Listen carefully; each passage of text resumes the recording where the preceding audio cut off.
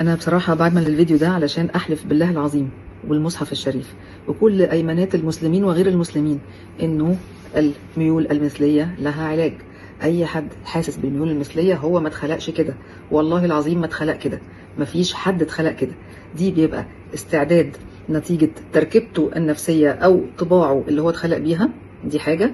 والحاجه التانيه في ظروف ما خليته يتجه، بدل ما يمشي في الطريق العادي هو عمل كده، بس المشكله انه استمر كده عشان شخصيته ما هواش الفايتر الفظيع اللي هيقاوم الطريق اللي مش صح ويعدله ويروح ويحود وكده.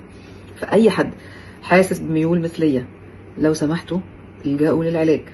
اي حد، وبقول اي حد عشان في ناس تقول لك لا اصل مش كل الناس، وفي ناس اتولدوا كده وفي ناس لا يا جماعه، مفيش حد اتولد كده ومفيش حد غير قابل للعلاج.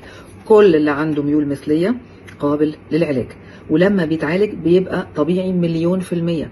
انا عندي كتير جدا، انا عالجت لحد دلوقتي على مدى 28 سنه اللي فاتت عالجت آلاف الحالات، واللي كمل واللي عايز واللي عنده عزيمه واللي عنده رغبه حقيقيه واللي عنده اراده فولاذيه بيخف وبيبقى يعني زي الفل، لدرجه ان هو بيبقى مش فاكر كان بيحس كده ازاي ولا ليه ولا فاكر اي مشهد من المشاهد اللي هي كانت بتثيره. ولكن دايما لازم يتابع برضو بعد العلاج، حتى بعد التعافي تماما بنتابع بقى بس على فترات بعيده وكده، علشان نطمن ان هو يعني ما يرجعش، ولا اي فتن ترجعه تاني، ولا اي حد من اللي كانوا مشجعينه على كده. الميول المثليه لها علاج، خلاص نحفظها كده، الميول المثليه لها علاج. ولا حد اتولد كده ولا حد اتخلق كده، وما ربك بظلام للعبيد. لو كان في حد اتخلق كده ما كانش ربنا عذبهم وعذب قوم لوط وجعلنا عليها سافلها، ربنا شقلب بيهم الارض.